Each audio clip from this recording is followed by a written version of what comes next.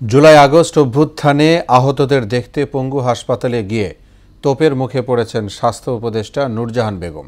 উপদেষ্টার গাড়ি আটকে বিক্ষোভ করেন আহতরা। তারা বলছেন, যাদের বিপ্লবের উপর ভর করে রাষ্ট্র ক্ষমতায় যাওয়া তাদের দিকেই মনোযোগ নেই সরকারের।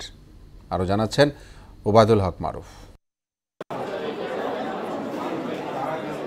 বুধবার বেলা ১১টার দিকে বাংলাদেশে নিযুক্ত ব্রিটিশ হাইকমিশনার সারাহ কুককে নিয়ে জাতীয় অর্থোপেডিক হাসপাতাল ও পুনর্বাসন প্রতিষ্ঠান বা পঙ্গু হাসপাতালে যান স্বাস্থ্য উপদেষ্টা নূরজাহান বেগম। চারতলায় দীর্ঘ সময় আহতদের খোঁজ খবর নেন তারা।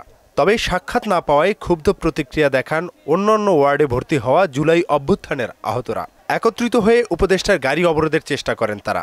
অপ্রীতিকর পরিস্থিতি সামলে হাসপাতাল ত্যাগ করেন ব্রিটিশ হাইকমিশনার ও উপদেষ্টা।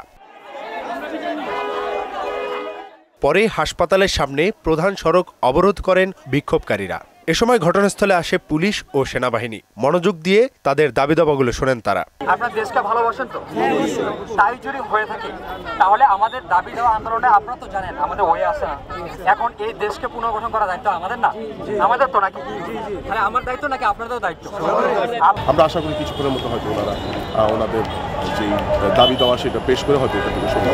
ওনারা আহত অবস্থায় আছেন, ওনাদের প্রতি আমাদের অবশ্যই সুনজর এবং আমরা নরমভাবে নিজেদের অভিযোগ তুলে ধরেন জুলাই বিপ্লবের আহত সৈনিকেরা। যে উপদেষ্টা হয়েছেন আমাদের ভাইদের রক্তের উপরে, পায়ের উপরে, চোখের উপরে ভর করে, তাদের এখনো কেন কান্না? তারা কেন কান্না করবে? তারা কেন কথা বলবে?